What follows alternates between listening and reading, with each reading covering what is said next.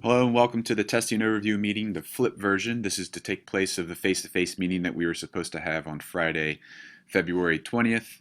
And since we had a snow day, we had to be a little bit more creative with how we're going to get this information out to you. What you're going to see today is an overview of some of the reminders and schedules that will be going on during the testing days. For a couple of things to think about ahead of time is that a lot of this is just going to be a review of some of the steps and precautions and protocols that we followed in the past, particularly with Ohio Achievement testing. So none of this information is going to be new, I don't think. Just a couple of reminders to think about as we get ready for testing next week.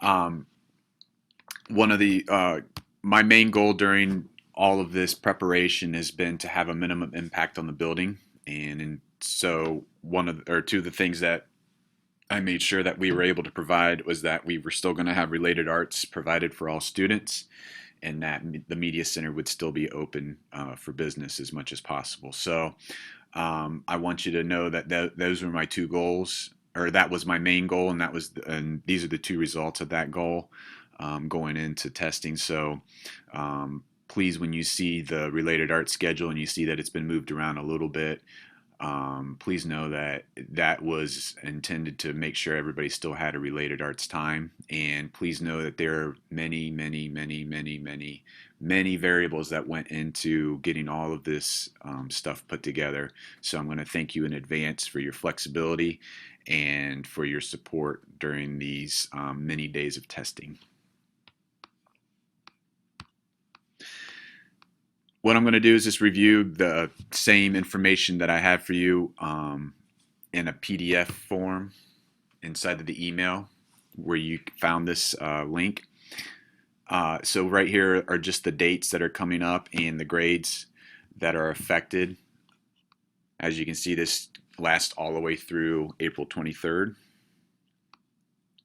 with some of the other science and social studies tests still being determined. One of the testing dates that was gonna happen was May 5th, but that's now a waiver day.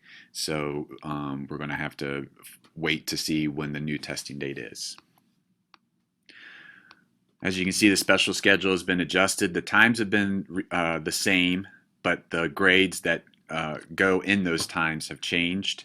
And like I said before, these changes were made with many, many, many, many, many variables in mind. So I'm going to thank you in advance for being flexible, and remember that this still helps us achieve our goal of providing related arts learning experiences for our kids, even though testing is going on. Before testing, just make sure you review the notes below and review the test administrator manual. And one of the things that I want you to know as you get your classrooms ready is there is a list of prohibited classroom resources. I'll leave it to you to read over that. But they're very similar to the same kind of resources that were prohibited for being displayed in the classroom during OAA testing. Make sure that you have at least two pencils for each student. And for math, make sure that you have a couple of pieces of blank scratch paper for students to use. It can be blank paper, it can be line paper, it could be graph paper. The whole point is behind, or not the point behind it, but please remember that the scratch paper needs to have the student's name on it. And every piece of scrap paper that was used during testing needs to be collected at the end of testing. We're asking that this testing time please start by 9:30 each day, and that way it'll help out with the rest of the daily schedule. Testing sessions are going to last for approximately 75 minutes with a little bit of adjustment here and there, but you need to also factor in the handing out of materials and reading the directions and collecting materials and getting it all organized. So that's going to add on to that total testing time. But starting at 9:30 is going to be a good way to make sure that we still can follow through with the rest of the schedule. Students testing in different locations. The students will be picked up by the test administrator, who's going to be responsible for those students in those small group locations. I'm going to let you take a look at the list that's going to be just below what you see here on the screen. Since it's confidential information, I don't think it would be necessary to put that onto the video here. Just know that the students will have an opportunity to come into classroom and hang up their belongings, get any materials they might need for when they're done, a book to read, or some quiet work to work on, and check in for lunch. And then that way they can still start their day with homeroom before they get started with testing. As I said, testing time is approximately 75 minutes with some different times throughout the testing. So just keep in mind that some of it, that testing time only is talking about the administration part of it and not the getting ready for it. So please factor in the distributing of materials and going over directions and then collecting it as well.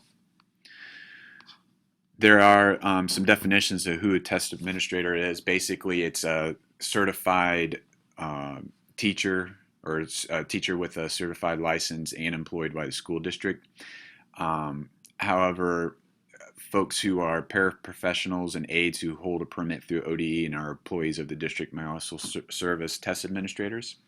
However, there are also test proctors who can work with students on the test as long as there is a test administrator inside the room. We don't have too many situations like that, but just know that that's something that might be an option later on as we continue into testing, the testing season. Some materials to keep in mind for fifth grade, there's a math reference sheet, but schools are going to be or we're required or we're asked to supply the pencil, scratch paper, and calculators. If the calculator is an accommodation, it's going to need to be a 4-function calculator only. Third, fourth, and fifth grade all have rulers. Fifth grade has protractors. Some things to point out. Section 6.4.3 is a section about clarifying directions during administration. You can basically anything that is in the script provided in the administrator directions can be referred back to and clarified. However, anything else is off limits. You can't cue a student or clarify a question for a student. You can refer back to the directions or anything in the say this part of the administrator manual to help clarify information. Otherwise, it's up to the student to figure out what the question is asking them to do. This is our list of no's. That would be considered testing breaches, so no electronics of any kind permitted while students are testing. You can have your cell phone on you just in case there's an emergency, but please refrain from using it unless you absolutely need to use it. Make sure you tell students, especially students who are in the older grades or upper grades, that all electronics need to be turned off and put away in their book bags and not accessible to them during the test. There have been stories of kids taking pictures of the test and then of a question and then going up to a teacher after the test saying, hey, I was really stuck on this question. And right there, even though the student was not intending to do anything mischievous or share information, it still was a security breach that would have been prevented if we reminded students to make sure that all of their devices were shut off and put away and out of reach. No computers, laptops, or tablets while the students are testing. No explaining the passages. No coaching, verbal or nonverbal cues. No engaging in activities that prevent proper supervision at times while secure test materials are out or while students are taking the test. So please refrain from grading papers or reading a book or newspaper, magazine, etc. No leaving students unattended. Please give them more, or do not give them any more or less time that is allotted. And please do not encourage students to finish early or at a specific time. No talking, passing notes, or causing disruption during testing. Do not allow unauthorized persons access to secure materials. Do not formally or informally score student responses. And silent work can be given to students to do, but only after testing materials from the individual student has been collected. Makeup testing: if a student starts a unit and leaves the testing environment without finishing, he or she may be allowed to complete that test on a different day. The time should be noted and students cannot return to any part of the test that has been viewed. Basically, it's if the kid, we have 75 minutes for a test session, a kid makes it through 40 and then has to leave because they feel ill, they would get the balance of that time when they return. After testing, make sure you collect test booklets. It would be very helpful if you organized the test booklets for your room alphabetically. Collect rulers and protractors for math only. Collect any or all scratch paper. That should only be during the math session. Return all of the collected materials to the bags that they were in when you retrieve or when you got them before testing.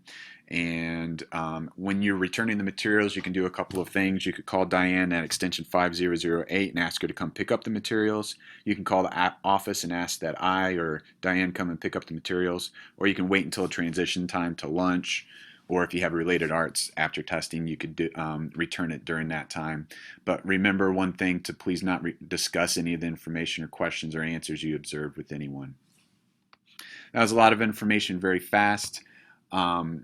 Please feel free to ask me questions. You can email me separately. However, I think it would be beneficial if, after watching the video, you have any questions, that you click on this link that's down here and add your question to the Google Doc that's up and live. And I'll be checking it periodically throughout the weekend and on Monday to answer any of the questions that you may have. If there's something of particular note that I think should be clarified for everybody, I'll make sure that I add it to a group email. After watching this video and reviewing any of the information that was provided, if you would please click on this link right here so that you can fill out a simple form that says, yes, I've read and watched the video, and then you're going to put your name, your first and last name, similar to what they did during Hilliard U, just to say that you did it. And we then have a record of who attended the flipped meeting. That's something that we need to keep on file and submit to CO, just so that they know that we provided a testing overview meeting for teachers. So if you have any questions, again, feel free to reach out to me through email or send me a text, or just add your question to the Google Doc question and answer form right here. And I think that's about it. Thank you.